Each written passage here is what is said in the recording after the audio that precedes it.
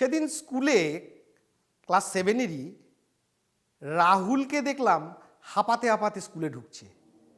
আমি জিজ্ঞাসা করাতে বলল, স্যার খুব দেরি হয়ে গেছে, ওই জন্য দৌড়ে দৌড়ে আসলাম। দৌড়ে দৌড়ে আসলে বা জোরে আসলে তার মানে সময় কম লাগে, এটা গতিবেগের ধারণা দেয়। জোরে যাওয়া মানে গতিবেগ বৃদ্ধি পায়, এটাকেই বলে গতিবেগের হ্রাস এবং বৃদ্ধি। তার মানে আমরা যদি একটা ব্যাপারে তোমাদের প্রশ্ন করি যে আচ্ছা বলো তো, এক ব্যক্তি 2 মিনিটে 3 কিলোমিটার গেলেন, আরেক ব্যক্তি 2 মিনিটে 4 কিলোমিটার গেলেন, তাহলে কার গতিবেগ বেশি? নিশ্চয়ই তোমরা বলবে যে ব্যক্তি 2 মিনিটে 4 কিলোমিটার গেলেন তার গতিবেগ বেশি। একেবারে ঠিক কথা। আচ্ছা এইবার তোমাদের একটা হিসেব জিজ্ঞাসা করি।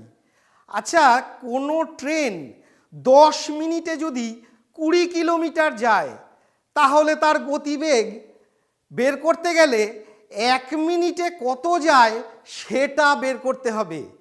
আচ্ছা বলো তো 1 মিনিটে কত যায়? নিশ্চয়ই হিসেব করেছো, 1 মিনিটে যায় স্যার 20/10 কিলোমিটার। তার মানে তুমি কি করলে?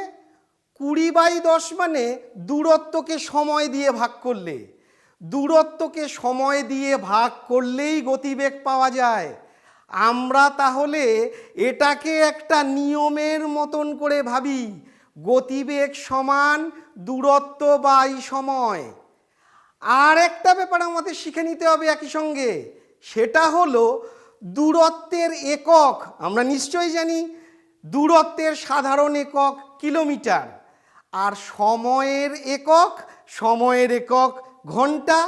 তার মানে গতিবেগ যদি দূরত্ব বাই সময় হয়, তার মানে কিলোমিটার বাই ঘন্টা, এটা হলো গতিবেগের একক।